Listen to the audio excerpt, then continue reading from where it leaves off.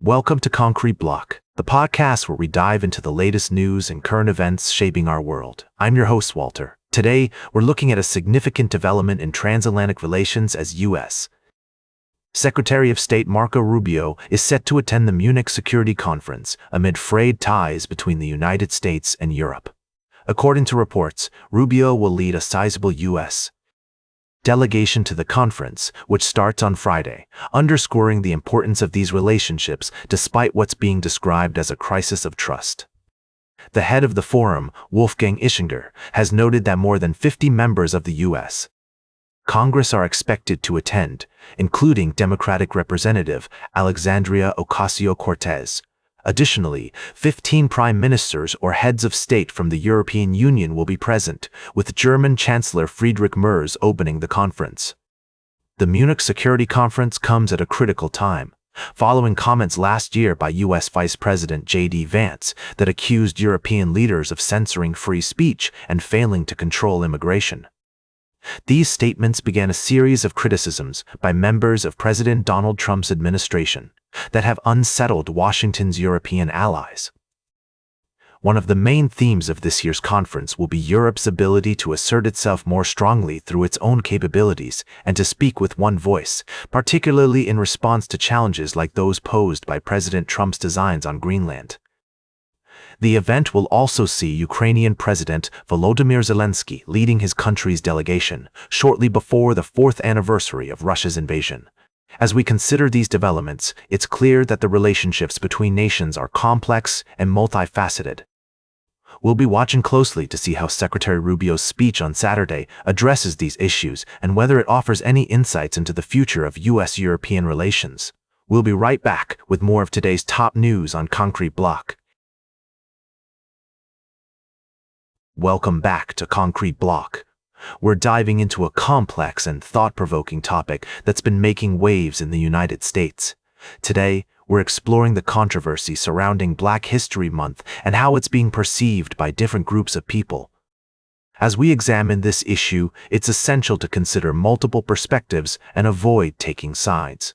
On one hand, some individuals view Black History Month as a celebration of African American achievements and contributions to the country's history. They see it as an opportunity to educate people about the rich cultural heritage and experiences of Black Americans. On the other hand, others argue that Black History Month has become politicized, with some using it to push a specific ideological agenda. They claim that this approach can be alienating and divisive rather than promoting unity and understanding. One of the key concerns is how Black History Month is being used to shape public memory and historical narratives. Some critics argue that the month has been co-opted by certain groups to promote a sanitized version of American history, one that downplays the country's complex and often painful past. For instance, President Donald Trump's recent proclamation on Black History Month has sparked debate. While some see it as a genuine attempt to acknowledge African American contributions, others view it as a shallow gesture that ignores the deeper issues and systemic injustices faced by Black Americans. The controversy surrounding Black History Month is also reflected in the way museums and cultural institutions approach the topic. The National Museum of African American History and Culture has been criticized by some for its perceived focus on the negative aspects of American history, such as slavery and racism. In contrast, others argue that these topics are essential to understanding the country's past and present. As we navigate this complex issue, it's crucial to recognize that memory and historical narratives are powerful tools that can shape our collective understanding of the world. The struggle over Black History Month is, in many ways, a microcosm of a larger struggle between different visions of American identity and history. Ultimately, the question remains, how can we balance the need to acknowledge and learn from the past with the desire to promote unity and inclusivity? As we continue to explore this topic, it's essential to approach it with empathy, nuance, and a commitment to understanding multiple perspectives. Welcome back to Concrete Block. As we wrap up today's show, let's take a closer look at the latest developments in international diplomacy, specifically between the United States and Iran.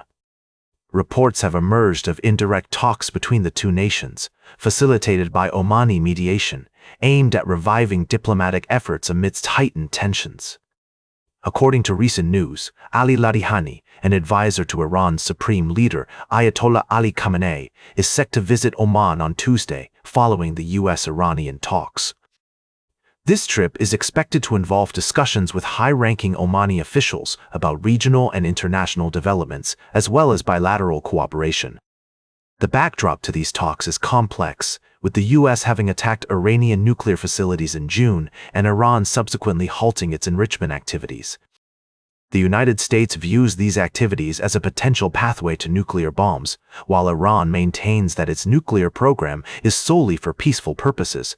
A key point of contention in the negotiations is the inclusion of Iran's ballistic missile arsenal, which Tehran has ruled out. Meanwhile, Iranian leaders are facing significant domestic challenges, including protests and economic stagnation, which have resulted in a substantial loss of life and widespread arrests. It's essential to approach this situation with nuance, recognizing the intricate web of interests and motivations at play. As we strive to understand the complexities of international relations, it's crucial to consider multiple perspectives and avoid simplifying the issues. The visit by Larijani to Oman may be a step towards de-escalation, but only time will tell if these efforts will yield tangible results. As we continue to monitor the situation, it's vital to prioritize factual accuracy and balance in our analysis. That's all for today's Concrete Block. Remember to like, share, and subscribe, and until next time, stay informed.